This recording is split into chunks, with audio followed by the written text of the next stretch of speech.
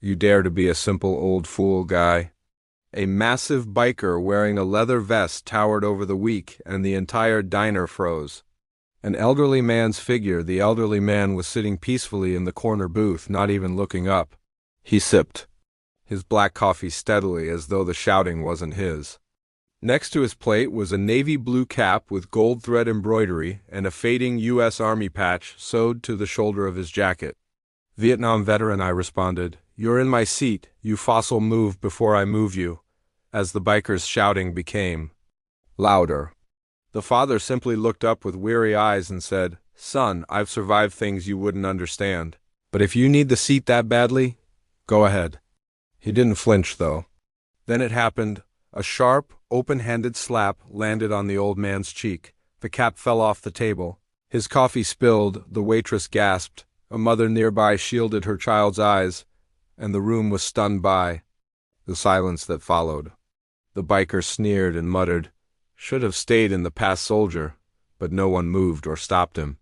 However, instead of shouting or retaliating, the father merely picked up his cap, wiped the coffee off his sleeve, and said in a whisper to the waitress, Could you hand me that payphone? I need to call my son. She hurried it over, and the elderly man made a single call, measured words without a loud voice or panic, and then he waited with his eyes glued out the window.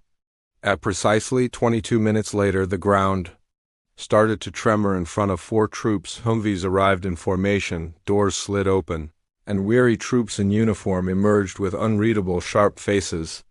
In the middle of them was a tall, broad-shouldered man with a name tag that said K. Colonel and a matching jawline. Dawson walked right inside the diner, and the biker got up, looking less assured. What the hell is this? He asked. You okay? He replied firmly, scowling and withdrawing slightly toward the exit. Colonel Dawson didn't say anything as he passed the counter, past the astonished guests, and straight up to the elderly man. He saluted him with a clear, courteous motion that sent shivers down everyone's spine. The elderly man nodded and struck me over a booth, causing my jaw to spasm. Which one? He asked. This is crazy. I didn't know he was your dad. It was just a misunderstanding, the biker said, trying to laugh it off. However, the soldiers had already shifted and were positioned close to the doors. No threats or weapons, just an overwhelming presence, Dawson remarked. You put your hand on a decorated veteran, a man who sacrificed his life for this nation while you were learning how to spell your name. I was unaware that the biker had attempted to spell your name again, and that was the issue. Dawson interrupted him, saying, You never know, you never ask. You just assume no one will stand for them today, which is incorrect. The diner's manager came forward, trembling, and said, We've called local law enforcement, but that won't be necessary. Dawson replied, We'll wait, we're trained for that. The biker, red-faced and sweating, tried to leave, but 2 uniformed men blocked the door. Please take a seat. One of them said coldly, For the next 15 minutes. The diner sat in stunned silence. Soldiers stood in calm watch. The old man returned to his coffee. Now warm again, the biker sat trembling, no longer loud, just small when the police finally arrived. Dawson handed them a flash drive from one of the Humvee's dash cams. Everything's on there, he said, audio-video. Timestamped assault on a senior, public endangerment and disrespect to a veteran of war as the biker was cuffed and led out a young boy. At a nearby table stood and saluted the old man. The veteran saluted back. Someone began to clap, then another.